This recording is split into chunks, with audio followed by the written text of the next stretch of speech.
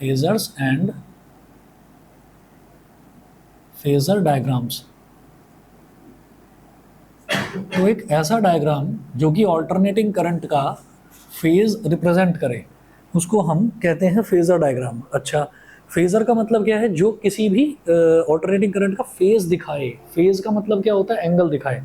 ठीक, तो एंगल बनता किस तरीके से है ऑल्टरनेटिंग करंट का, वो मैंने आपको बताया था। उसका एक बार ब्रीफ रिकैप देख लीजिए। ऐसे था हमारे पास कि हमने कहा कि हमारे पास अगर मान लीजिए कोई भी हमारे पास अगर कोई भी ऑल्टरनेटिंग ईएमएफ है या ऑल्टरनेटिंग करंट है, तो ये इस तरीके से है कि यहाँ पर हमने टाइम ले लिया और यहाँ पर हमने ईएमएफ ले लिया ई, तो वो ऐसे होगा। ऑल्टरनेटिंग ईएमएफ है, चेंजिंग ईएमएफ है, तो चेंजिंग ईएमएफ का ग्राफ ऐसे बनता है। फिर हमने ये कहा कि इसमें जो ये सबसे ऊपर वाली वैल्यू है इसको हम बोल देते हैं पीक वैल्यू, तो ये होती है ई नॉट। ऐसे ही नीचे लेंगे तो ये हो जाएगी माइनस ई नॉट। तो हमने क्या करा था, हमने बिल्कुल ठीक इसी से, बिल्कुल इसी के कोलिनियर एक स्ट्रेट लाइन बनाई, ऐसे इस वाली लाइन के कोलिनियर एक स्ट्रेट लाइन बना ली। ठीक है, और ये बनाने के बाद में हमने ये देखा कि यहाँ से लेकर यहाँ तक ये मैक्सिमम वैल्यू है कितनी। ठीक है, ये जो लेंथ है ये हमने मेज़र कर ली। फॉर एग्जांपल ये 3 सेंटीमीटर है, तो हम क्या करेंगे, हम 3 सेंटीमीटर का ही एक सर्कल यहाँ पर बना लेंगे ऐसे।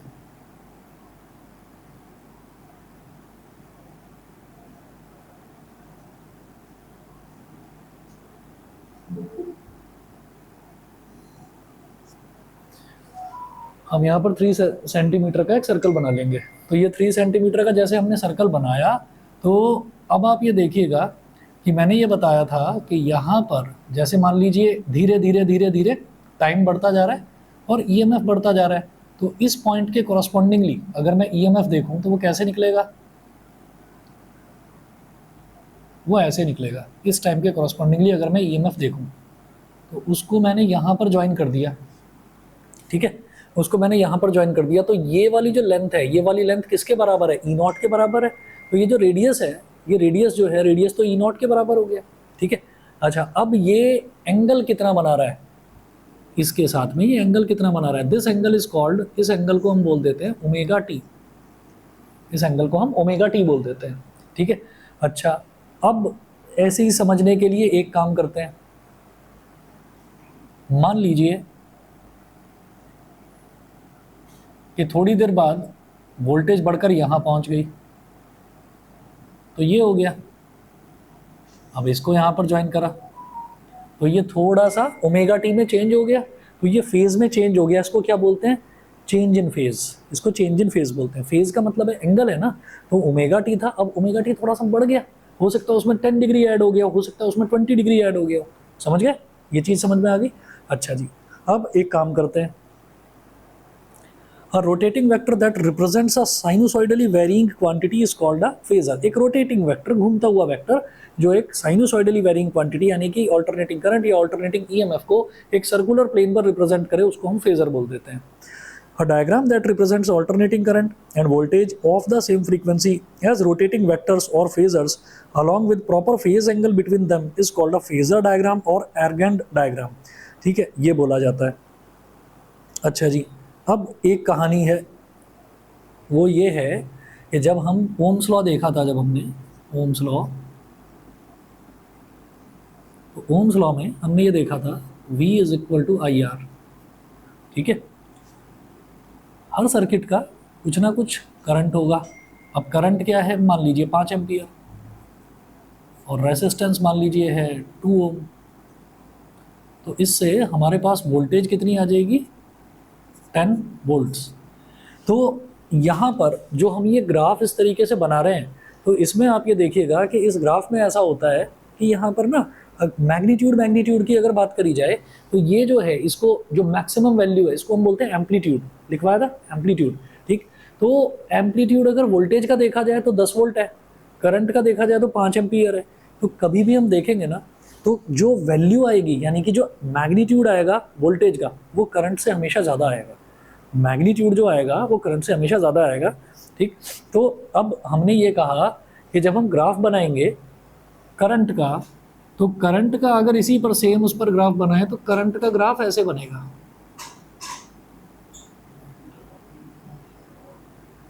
करंट का ग्राफ इस तरीके से बनेगा, ठीक है। अच्छा, क्यों ऐसे बनेगा? क्योंकि करंट की वैल्यू, करंट की जो मैक्सिमम वैल्यू है वो इसकी मैक्सिमम वैल्यू से ई नॉट की मैक्सिमम, ई की मैक्सिमम वैल्यू से कम होती है, ठीक है। अच्छा जी, अब जरा देखिएगा, अब मैं डायग्राम बना रहा हूँ वो जो यहाँ पर बनाकर दे रखा है। एक साइनोसॉइडल वेव फॉर्म से एक सर्कुलर प्लेन पर फेजर डायग्राम कैसे बनता है ये आप समझ गए, ठीक है। अच्छा, अब एक बड़ा डायग्राम बनाकर दिखा रहा हूँ जो यहाँ हमने नोट्स में इंक्लूड कर रखा है, वो देखिएगा। इधर है हमारे पास जो वर्टिकल लाइन है, इसको हम बोलते हैं वाई एक्सिस, तो ये वाई हो गया, ये वाई डैश हो गया। हॉरिजॉन्टल को एक्स एक्सिस बोलते हैं,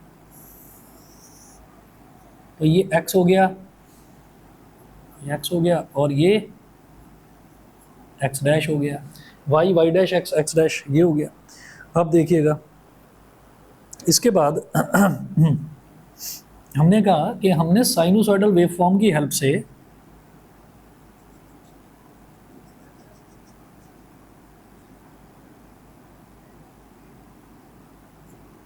साइनोसॉइडल वेवफॉर्म की हेल्प से हमने एक सर्कल बना लिया। अब ये जो सर्कल है ये किसको रिप्रेजेंट कर रहा है?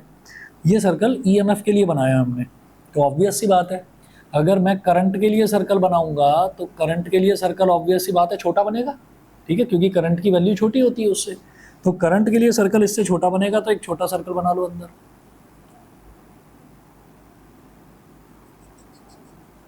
ये छोटा सर्कल हो गया। अच्छा जी, अब क्या करेंगे, यहाँ पर मैंने ये कहा कि वही, जैसे मान लीजिए कि ये ईएमएफ ऐसे बढ़ रहा था, तो हमने ये कहा कि एक हमने कोई भी बीच का कोई इंस्टेंटेनियस ईएमएफ ले लिया, तो इंस्टेंटेनियस ईएमएफ ये हो गया। ये जो पूरी लेंथ है, this length is equal to E naught, इसको ई नॉट बोलेंगे, ठीक है।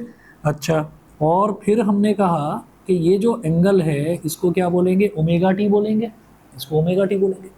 अब मैं करंट का ड्रॉ करता हूँ, तो हम ये कहते हैं कि जब सेम ईएमएफ थी तो इस ईएमएफ के कॉरस्पॉन्डिंगली करंट निकालेंगे हम। तो जब हम ईएमएफ के कॉरस्पॉन्डिंगली करंट निकालेंगे, जैसे मान लीजिए अब ये ईएमएफ फिक्स तो है नहीं, ये ईएमएफ फिक्स तो है नहीं, ईएमएफ तो ये चेंजिंग है। तो अब आप ये देखिएगा कि ऑल्टरनेटिंग ईएमएफ है, मतलब चेंजिंग ईएमएफ है। तो ये तो एग्जांपल के तौर पर मैंने बता दिया कि भाई वोल्टेज फिक्स कर दिया मैंने 10 वोल्ट, तो 5 एम्पियर ये है, ये 2 ओम है, तो ये तो हमने डीसी के केस में देखा। लेकिन ईएमएफ लगातार चेंज हो रही है, तो मैंने ये कहा कि जब ईएमएफ इतनी थी तो उस दौरान मैंने जो है करंट निकाला। तो जब हम करंट निकालते हैं तो हमने ये देखा कि करंट की वैल्यू जो है वो थोड़ी सी यहाँ लाई कर रही है, इस तरफ लाई कर रही है। तो क्या करंट ईएमएफ से ज़्यादा हो गया? ये फंडा आपने गलत बताया। हमने कहा नहीं, गलत नहीं बताया, ये तो हमने मैग्नीट्यूड की बात करी है, मैग्नीट्यूड की बात करी है। तो मैग्नीट्यूड जो है, मैग्नीट्यूड तो छोटा ही है भाई, ई नॉट देखो इतना लंबा है, आई नॉट देखो इतना छोटा है, ठीक है। तो मैग्नीट्यूड तो कम ही है, यानी कि करंट तो ईएमएफ से कम ही आएगा हमेशा उसका मैग्नीट्यूड, लेकिन फेज में चेंज हो सकता है, फेज में चेंज हो सकता है। वो इतना परफेक्टली इससे ना ताल से ताल मिलाकर नहीं चलेगा कि यहाँ से स्टार्ट हुआ और यहीं पर नीचे गिरा और यहाँ से फिर उठा, तो वो बिल्कुल ताल से ताल मिलाकर करंट और ईएमएफ नहीं चलती। तो ताल से ताल मिलाने का मतलब ये है कि आप कदम से कदम मिलाकर चल रहे हो, नहीं चलेंगे। कभी कभी हम पीछे छूट जाएंगे, कभी कभी हम आगे निकल जाएंगे, कभी कभी हम साथ चलेंगे, ठीक है। तो वही तीन चीज़ मेरे को अलग अलग केसेस में देखनी है।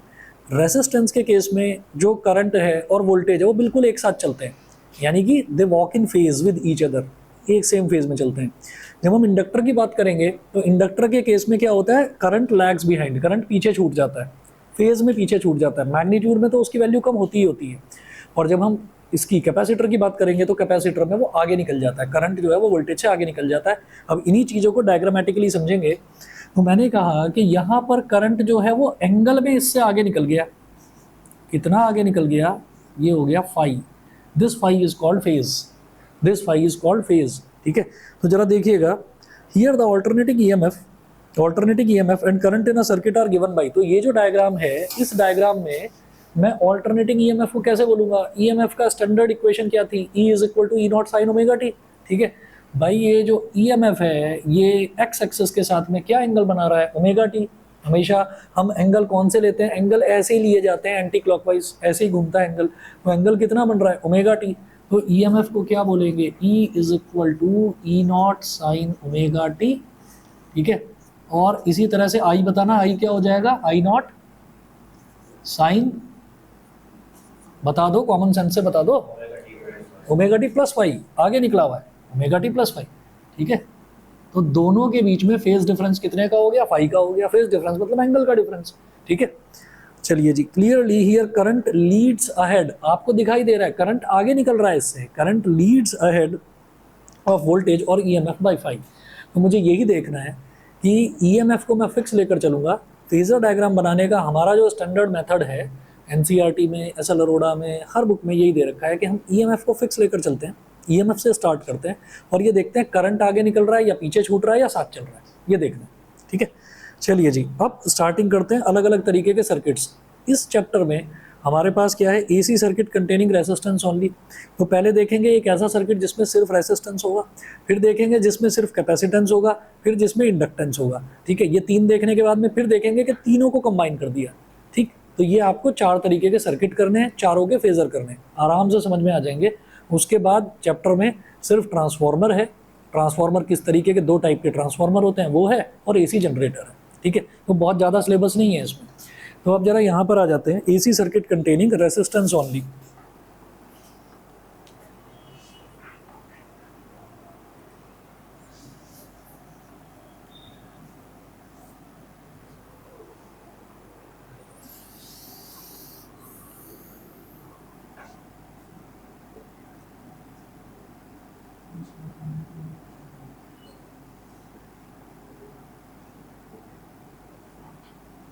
AC circuit containing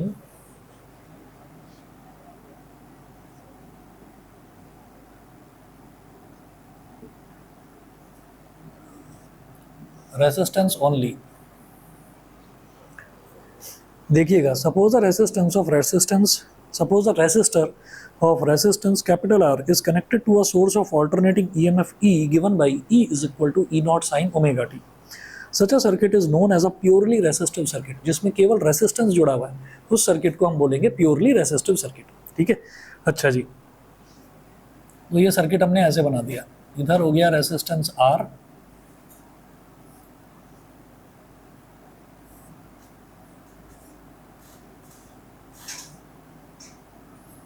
इधर लिखेंगे E is equal to E naught sine omega T. अब यही सोचिए कि अगर मेरे पास ये सिंबल जो है ना, ये जो हमने ऐसे बनाया है, ये सिंबल एसी का होता है। एसी का सिंबल कैसे है, क्योंकि एसी ऑल्टरनेटिंग करंट की वेव ऐसी होती है, तो इसलिए वो वेव बना देते हैं यहाँ पर। अच्छा, अब ऐसा होता है कि इसी तरह से अगर हम डीसी का सर्किट देखते डायरेक्ट करंट का, तो डायरेक्ट करंट का सर्किट ऐसे था, ये रेसिस्टेंस है आर और ये बैटरी है, पॉजिटिव और negative, positive terminal negative terminal, ठीक है।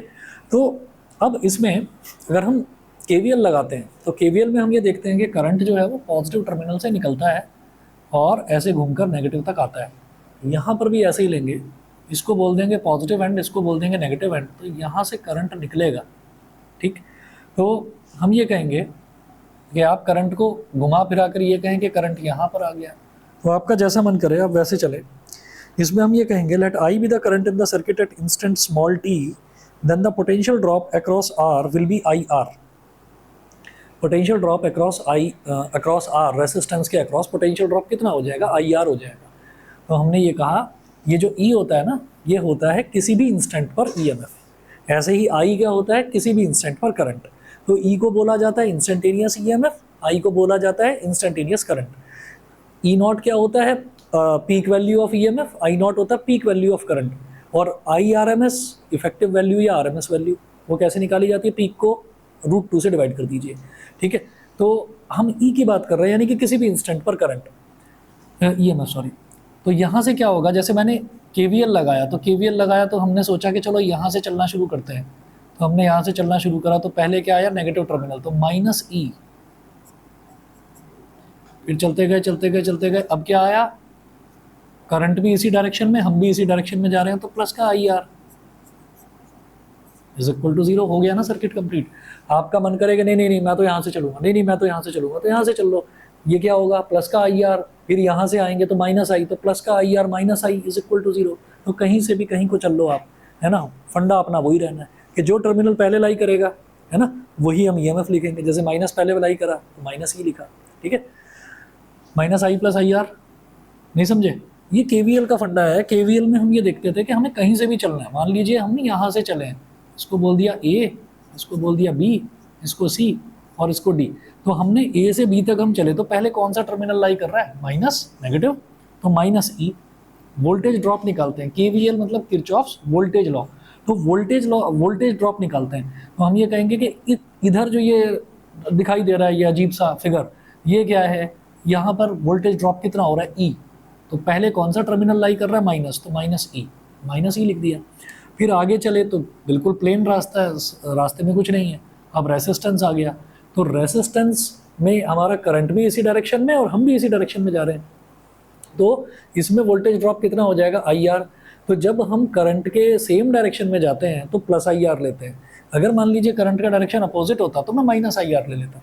ठीक है, तो minus E plus I R और इज इक्वल टू जीरो। मतलब किसी सर्किट में सारे वोल्टेज ड्रॉप्स का सम जो है वो जीरो होता है। ठीक है, तो ये जीरो हो गया। यहाँ से मैंने कहा minus E is equal to minus I R, minus से माइनस कैंसिल आउट हो गया।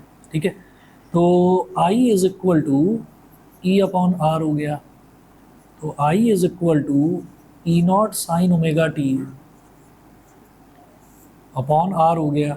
तो I is equal to E naught upon R, दोनों कांस्टेंट वैल्यूज़ हैं, इंटू साइन ओमेगा टी हो गया। और ई नॉट अपॉन आर को ही हम क्या बोल देंगे, आई नॉट बोल देंगे। तो I is equal to I naught sine omega T. तो ये प्योर रेसिस्टिव सर्किट में हमको हर क्वेश्चन में, मतलब हर डेरिवेशन में हमको क्या करना है, हमको ई से स्टार्ट करना है, ई से स्टार्ट करना है। E is equal to E naught sine omega t लेंगे और केवीएल लगाकर मुझे आई की वैल्यू निकालनी है। ठीक है, तो मैंने आई की वैल्यू निकाल ली, I is equal to I naught sine omega T. ठीक है, एंगल तो इधर भी ओमेगा टी ही है, कुछ चेंज तो नहीं है, और ईएमएफ में भी ओमेगा टी ही था, तो सेम एंगल है दोनों के। ओमेगा टी मतलब एंगल, एंगल मतलब फेज, तो they are in same phase with each other. तो जब भी प्योरली रेसिस्टिव सर्किट होता है, एक ऐसा सर्किट जिसमें सिर्फ रेसिस्टेंस है, तो EMF and current they walk in phase with each other, दोनों का सेम फेज होता है। जो ये चल रहे हैं ना दोनों साथ साथ, ठीक है, तो इसको सेम फेज बोलते हैं। तो अब आप ये देखिएगा यहीं पर, hence the EMF and current I are in same phase in a purely resistive circuit। अब पेज नंबर 12 पर हम आएंगे, तो पेज नंबर 12 पर दो चीज़ें बनाएंगे। एक तो जब भी कोई सर्किट आपके पास आएगा, सिलेबस में लिखा हुआ है कि RLC सीरीज सर्किट, ये लिखा हुआ है, वो RLC सीरीज सर्किट आपको आएगा ही तब जब आप R सर्किट रेसिस्टेंस वाला, इंडक्टेंस वाला और कैपेसिटेंस वाला अलग अलग कर लोगे। तो मतलब ये सेल्फ अंडरस्टूड है कि आपको R वाला भी करना है, L वाला भी करना है और C वाला भी करना है। तो जब आएगा कि आपको प्योरली रेसिस्टिव सर्किट को आपको एक्सप्लेन करना है, तो आप इतना दिखाएंगे I is equal to I naught sine omega t, और फिर उसके बाद दिखाएंगे एक तो E और I के बीच का ग्राफ, E और I के बीच का ग्राफ, और एक दिखाएंगे फेजर डायग्राम। फेजर डायग्राम अभी बताता हूँ कैसे बनेगा।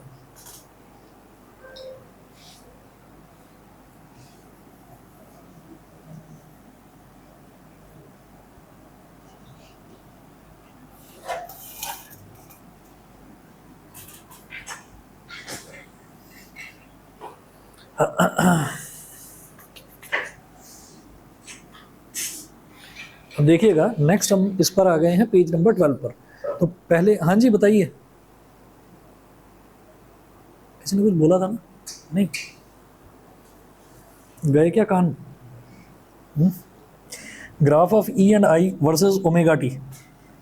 तो पहला है graph of E and I versus omega T.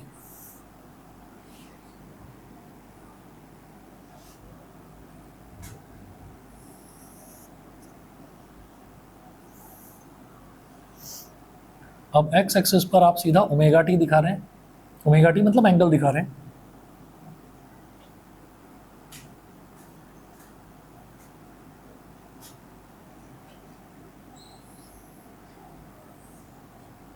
एक साइकिल दिखाइए बस।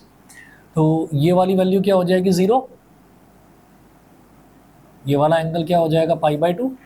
ये पाई, ये 3π/2 और ये 2π। ठीक है, अच्छा इस ग्राफ को किसका ग्राफ बोलेंगे, ईएमएफ ई का ग्राफ। यहाँ पर वाई एक्सिस पर आप लिख देंगे ई, आई। आप सेम ग्राफ पर, वर्सेस का मतलब ये है कि आप सेम ग्राफ पर ई वर्सेस ओमेगा टी भी दिखाएंगे और आई वर्सेस ओमेगा टी भी दिखाएंगे। तो ये जो मैक्सिमम वैल्यू है जो सबसे ऊपर आ रही है, this is called E naught, ये ई नॉट हो गई। They are in same phase, they are in same phase मतलब बिल्कुल एक जैसा ही ग्राफ बनेगा।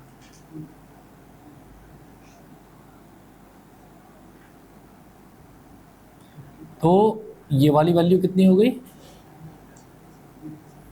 आई नॉट, ठीक है, ये करंट की वैल्यू हो गई। तो ये जो मैंने डॉटेड कर्व बनाया है, ये dotted curve is for I. तो ईएमएफ के लिए बोल्ड कर्व बना देना और आई के लिए डॉटेड कर्व बना देना, समझ गए, ठीक है। अच्छा जी, इसके बाद बी देखिएगा, phasor diagram for a resistive AC circuit.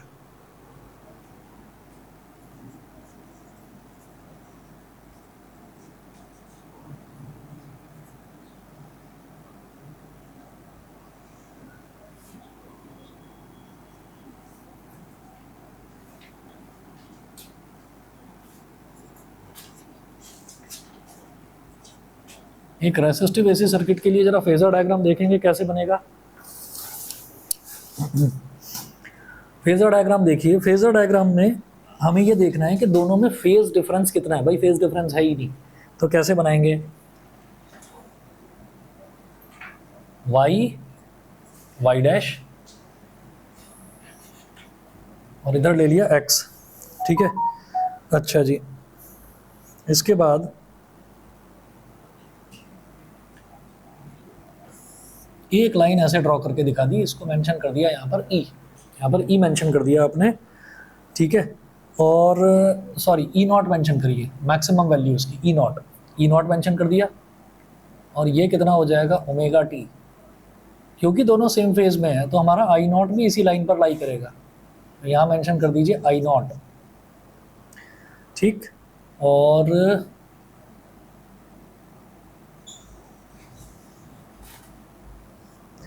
ये जो ऊपर वाली लाइन जा रही है इसको लिखूंगा मैं ई नॉट साइन ओमेगा टी, मतलब यहां से लेकर यहां तक वाली लेंथ है ई नॉट साइन ओमेगा टी, और इसको बोलेंगे आई नॉट साइन ओमेगा टी। समझ गए ऐसा कैसे है, बहुत बेसिक सी चीज़ है। ओमेगा टी बार बार हमें कंफ्यूज करता है, ओमेगा टी क्या, थीटा है।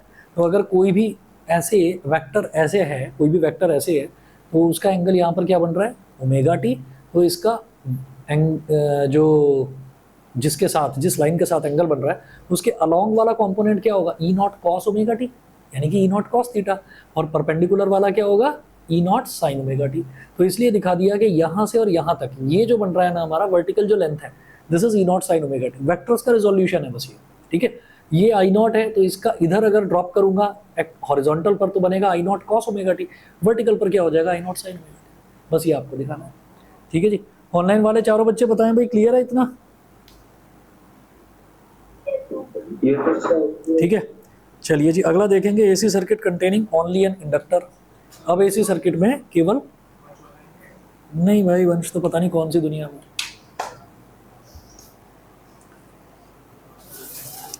फिर से परेशान रहने लगा क्या ये, बीच में तो थोड़ा डिसिप्लिन हुआ था, गलती से हुआ था। 1 मिनट में आ रहा हूँ, हाँ हाँ।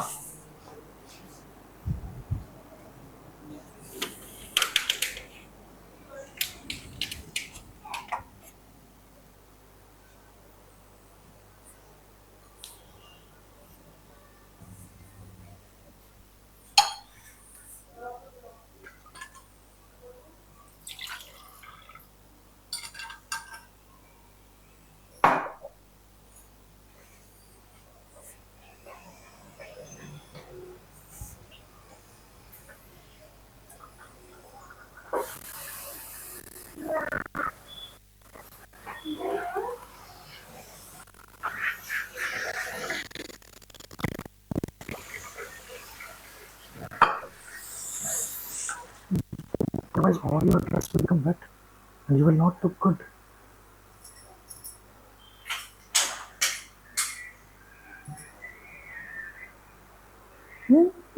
क्यों खराब हो जाएगा, सारा सारा मेकअप खराब हो जाएगा। जल्दी जाओ, wipe it with towel, don't touch your face, don't touch your face.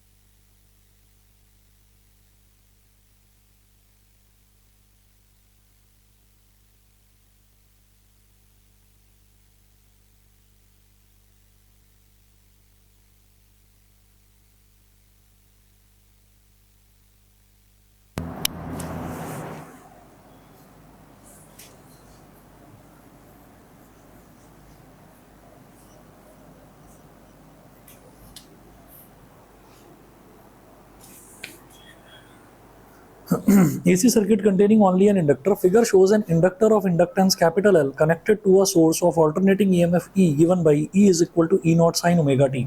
ठीक है, अब देखिएगा, अब हमारे पास जैसे हमने यहाँ पर रेसिस्टेंस लिया था, अब रेसिस्टेंस ना लेकर इंडक्टर लेंगे। इंडक्टर क्या होता है? एक कॉइल, सोलोनॉइड, बस वही, उसी को इंडक्टर बोल देते हैं, क्योंकि उसमें एक इंडक्टेंस डेवलप होता है, सेल्फ इंडक्टेंस डेवलप होता है उसमें, ठीक, इसलिए उसको कॉमन लैंग्वेज में इंडक्टर ही बोल देते हैं। होता बेसिकली वो सोलोनॉइड है। चलिए जी, तो AC circuit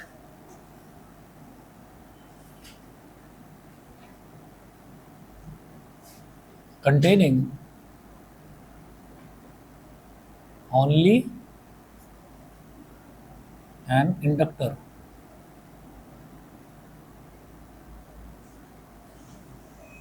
AC circuit containing only an inductor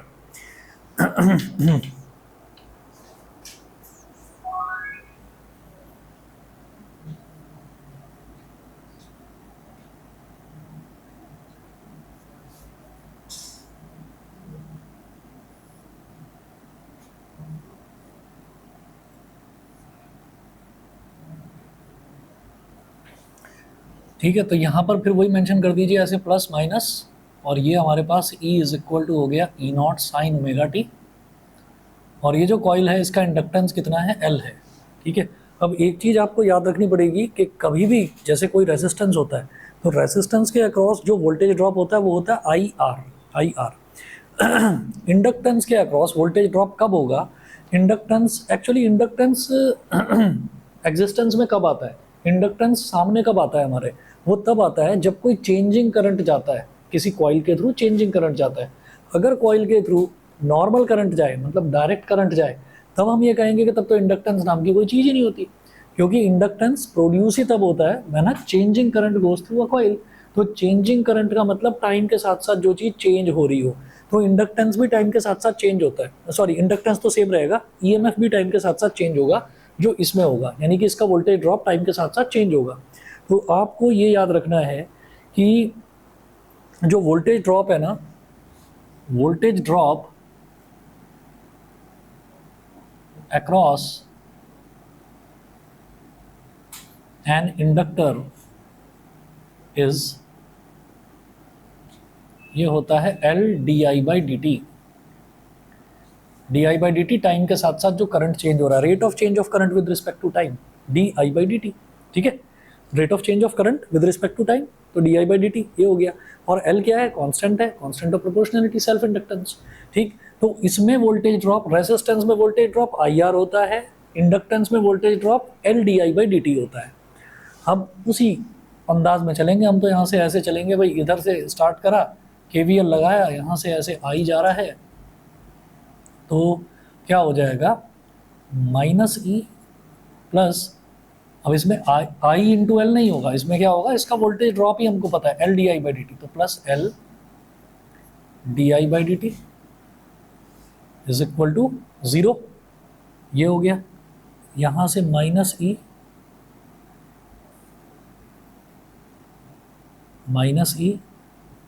is equal to -L di by dt, minus से माइनस कैंसिल आउट हो गया। ठीक है, तो ये हमारे पास क्या आ गया?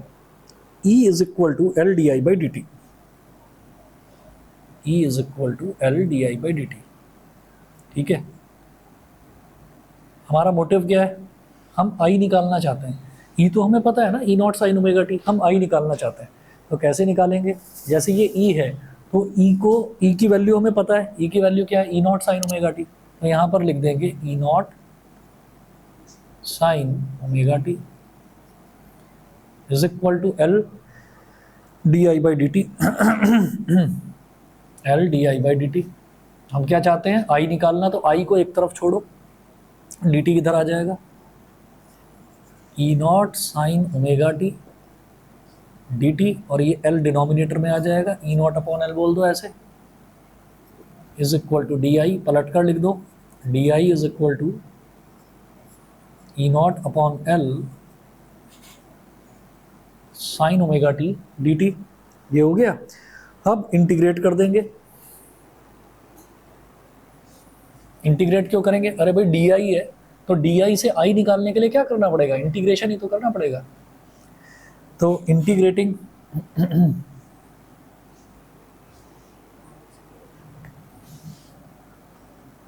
तो integration of d i is equal to integration of E naught upon L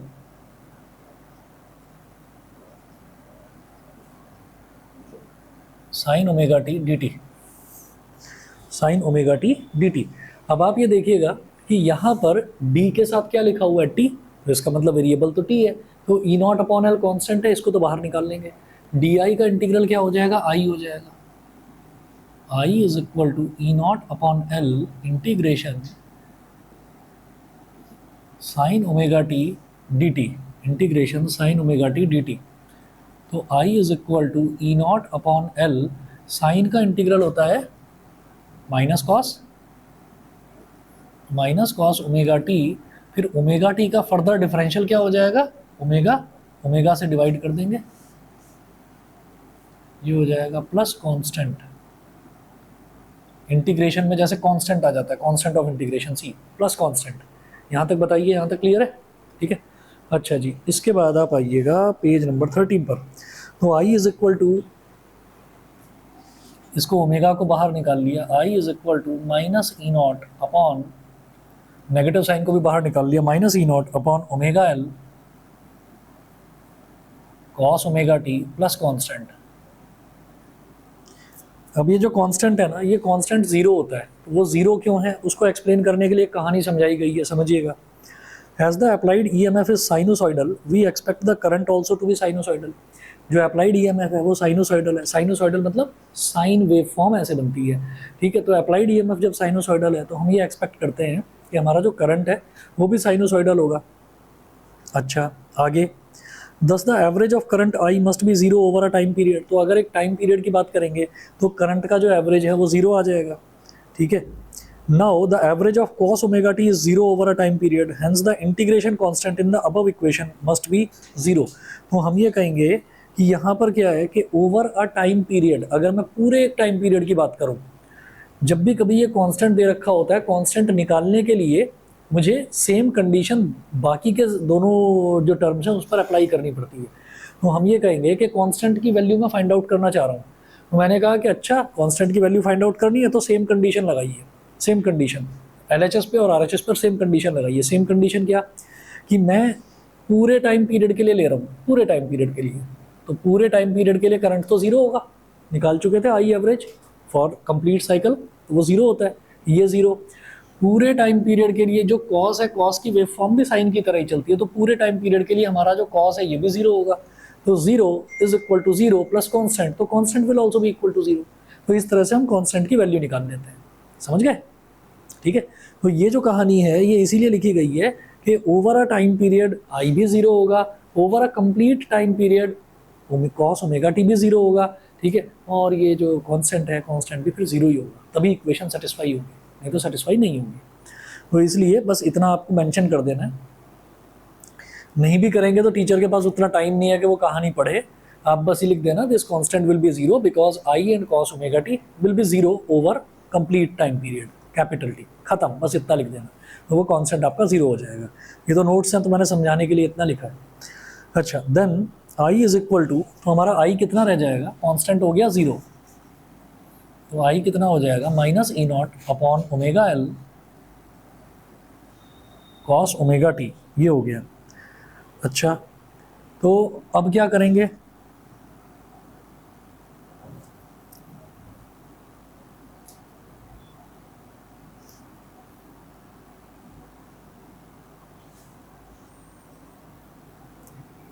और इसको E naught upon omega L को हमने आई नॉट बोल दिया,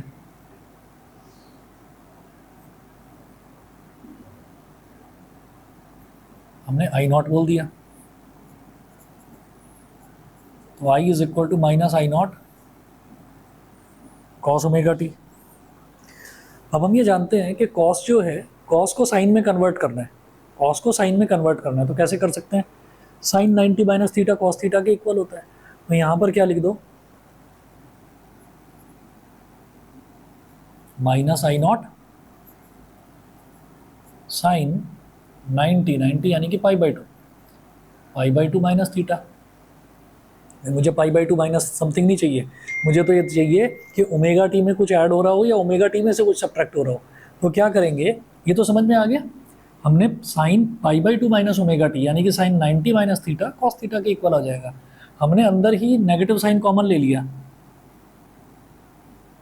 minus I naught sine, negative sign common ले लिया तो ये क्या बन जाएगा, omega t minus pi by two. Sine minus theta minus sine theta के इक्वल होता है, तो ये माइनस जो है ये बाहर आ जाएगा, पता है आपको sine minus theta minus sine theta के इक्वल होता है, तो माइनस बाहर ले लिया, तो माइनस जब बाहर लेंगे एक माइनस पहले से ही बाहर है तो ये प्लस बन जाएगा। I is equal to I naught sine omega t minus pi by two, I is equal to I naught sine omega t minus pi by two. अब इससे क्या समझ में आता है, इससे ये समझ में आता है कि जो करंट है ना वो पाई बाई टू एंगल पीछे रह गया, तो current is lagging behind the EMF. सभी को क्लियर है? हम क्या करना चाह रहे थे, हम EMF E is equal to E naught sine omega t लेकर चलते हैं और वहाँ से हम करंट का एक्सप्रेशन निकालते हैं। तो करंट का एक्सप्रेशन क्या आ गया, I is equal to I naught sine omega t minus pi by two. अब मुझे इसमें भी वही काम करना है, एक तो ग्राफ बनाऊंगा और एक फेजर डायग्राम बनाऊंगा, ठीक है। तो ग्राफ देखिएगा इसका, 10 इन एन इंडक्टिव सर्किट यानी कि जिसमें केवल इंडक्टेंस जुड़ा हुआ है, 10 in an inductive circuit the current lags behind the voltage in phase by 90 degree, lags behind the voltage in phase by 90 degree. ये मिटा रहा हूं, ऊपर जो लिखा हुआ है ना graph of E and I versus omega T, ये नहीं मिटा रहा, ये तो यही देखना है इसमें भी।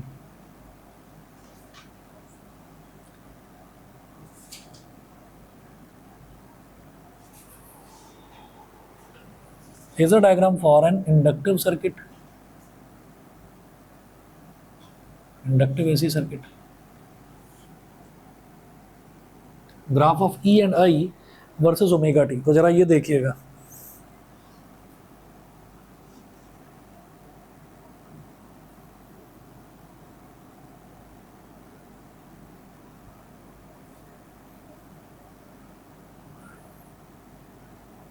तो E कॉमा आई,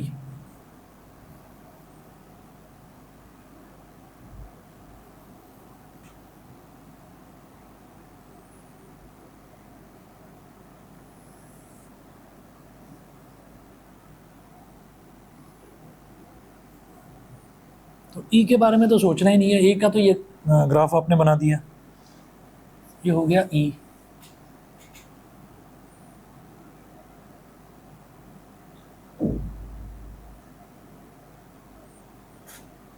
ये वाली वैल्यू हो गई ई नॉट।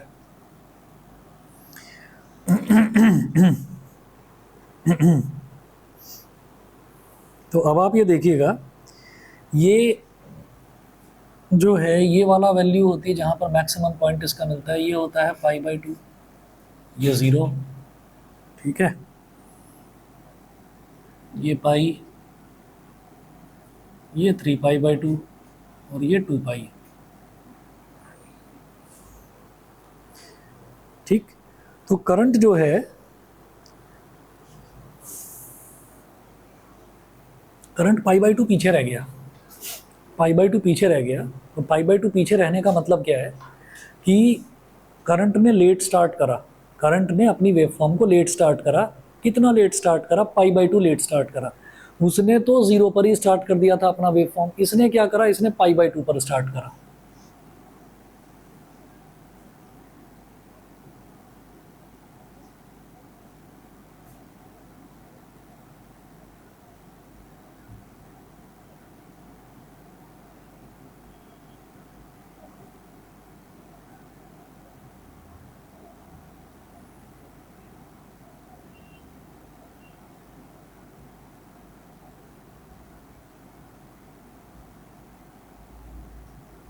ये तो अब आप ये देखिएगा, देखने में क्या लग रहा है, देखने में ये लग रहा है कि अच्छा ईएमएफ तो यहाँ चल रहा है, करंट की वेवफॉर्म थोड़ी आगे चल रही है, ठीक है। तो देखने में क्या लग रहा है, देखने में तो ये लग रहा है कि नहीं करंट आगे निकला हुआ है उससे, वेवफॉर्म देखने में ऐसी लगेगी जैसे उससे आगे निकल गई हो, लेकिन है क्या कि इसने तो पहले ही, इसने तो इस टाइम पर स्टार्ट कर दिया था, इसने तो यहाँ पर स्टार्ट कर दिया, ये भाई साहब थोड़ा लेट स्टार्ट करा इन्होंने, ठीक है ना। तो रीज़न ये है सिमर कुछ पूछ रहे हो? तो क्या है कि इसने तो यहां से स्टार्ट करा था ईएमएफ ने, लेकिन ये कर रहा है थोड़ा लेट स्टार्ट। ये कब शुरू कर रहा है? ये π/2 पर स्टार्ट कर रहा है, तो इसलिए ये दिखाई दे रहा है कि थोड़ा सा आगे जा रही है वेवफॉर्म। ठीक है, तो इसको जब आप पीछे एक्सटेंड करेंगे तो ये इस तरह से चला जाएगा। भाई ऐसे इधर जा रही है तो इधर भी तो ऐसे जाएगी वेवफॉर्म, ऐसे। ये हो गया आपका डायग्राम इसका। ठीक है, तो इसमें क्या है कि जो करंट है वो पीछे छूट जाता है, current lags behind the voltage. ठीक है, अब बात करते हैं phasor diagram for an inductive AC circuit. तो फेजर डायग्राम देखिए, फेजर डायग्राम आपको कैसे बनाना है।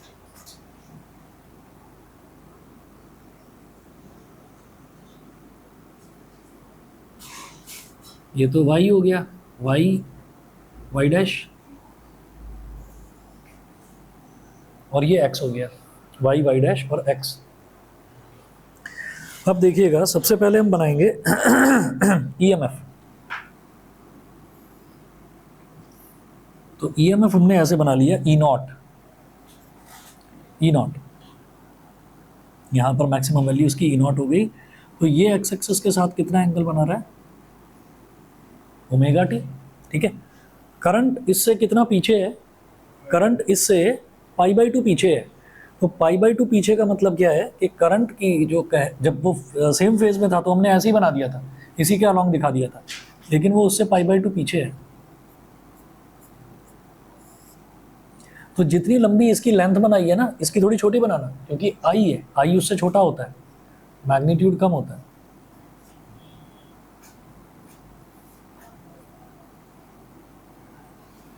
समझ गए? ये इससे 90 डिग्री पीछे बनेगा। ठीक, अच्छा अगर आगे बनता तो आगे बनने वाली चीज़ तो हमें समझ में आती है। ठीक है, देखिएगा एक चीज़ और बताऊंगा, कंफ्यूजन ना हो आपको, कि जैसे मान लीजिए ये ऐसे है, इधर ईएमएफ है ई नॉट, इधर आई नॉट है, तो ये ओमेगा टी है, और ये आगे क्या है? फाई है। आगे क्या है? फाई। तो हम ये कहेंगे कि जो करंट का जो ये बनेगा, पूरा करंट की जो इक्वेशन बनेगी वो बन जाएगी I naught sine omega T plus phi, omega T plus phi, यानी कि ये पूरा का पूरा ऐड हो गया। ठीक है, ओमेगा टी में फाई ऐड हो गया, तो ये तो पूरा हमारे पास एंगल आ गया। ठीक, तो हमें ये देखना है कि करंट जो है ना, करंट वो एक्स एक्सिस के साथ में कितना एंगल बना रहा है। तो करंट एक्स एक्सिस के साथ में टोटल एंगल कितना बना रहा है? टोटल एंगल बना रहा है ओमेगा टी प्लस फाई। अब ऐसे यहाँ पर अगर हम देखें कि करंट एक्स एक्सिस के साथ में कितना एंगल बना रहा है, तो देखिए ये वाला एंगल कितना है? ये वाला एंगल, जब ये टोटल एंगल हमारे पास 90 डिग्री है। ठीक है, टोटल एंगल हमारे पास 90 डिग्री है, तो ये जो बचा हुआ एंगल है ये कितना बताएंगे? 90 में से ओमेगा टी को सब्ट्रैक्ट कर दो, तो π/2 माइनस ओमेगा टी। हमें क्या देखना है कि करंट एक्स एक्सिस के साथ कितना एंगल बना रहा है। तो ये क्या हो गया? π/2 माइनस ओमेगा टी। तो अभी भी तो गलत हो रहा है। अरे गलत नहीं हो रहा, ये एंगल क्या है? ये क्लॉकवाइज है। क्लॉकवाइज एंगल क्या लेंगे? एंटी क्लॉकवाइज को जब हम पॉजिटिव लेंगे तो क्लॉकवाइज को क्या लेंगे? नेगेटिव लेंगे। तो इसके आगे माइनस आ जाएगा, माइनस आ जाएगा तो अब चेक करिए, ओमेगा टी माइनस π/2 बन गया। समझ रहे हो? ठीक है, तो इस चीज़ में गड़बड़ नहीं होनी चाहिए। ये सभी को क्लियर है? ठीक है, चलिए जी, इसके बाद फिर नेक्स्ट क्लास में देखेंगे कैपेसिटर वाला। इतना अभी आज इतना ही कर लीजिए। और एक चीज़ और आपको ध्यान रखनी है कि जब हम रेसिस्टेंस की बात करते हैं तो रेसिस्टेंस जो है ना वो भी करंट को रोकता है। रेसिस्टेंस तो करंट को रोकता ही है, उसका तो काम ही है। इंडक्टेंस है ये भी रोकता है, तो कैपेसिटेंस है वो भी रोकता है। तो जो इंडक्टेंस है, इंडक्टेंस जब रेसिस्टेंस जब करंट को रोकता है तो उसको बोलते हैं इंडक्टिव रिएक्टेंस, यूनिट उसकी भी ओम होती है। जब कैपेसिटर जब करंट को रोकता है तो उसको बोलते हैं कैपेसिटिव रिएक्टेंस, उसकी भी यूनिट ओम होती है। मतलब इंडक्टर भी रेसिस्टेंस की तरह बिहेव करता है, नाम उसका अलग हो जाता है इंडक्टिव रिएक्टेंस। कैपेसिटर भी रेसिस्टेंस की तरह बिहेव करता है, उसका नाम होता है कैपेसिटिव रिएक्टेंस। वो छोटे छोटे से 3-3, 4-4 लाइन के डेरिवेशंस हैं, वो इसके बाद में आपको नेक्स्ट क्लास में करवा दूंगा। ठीक है ना? चलिए जी, फिर आज इतना ही करते हैं।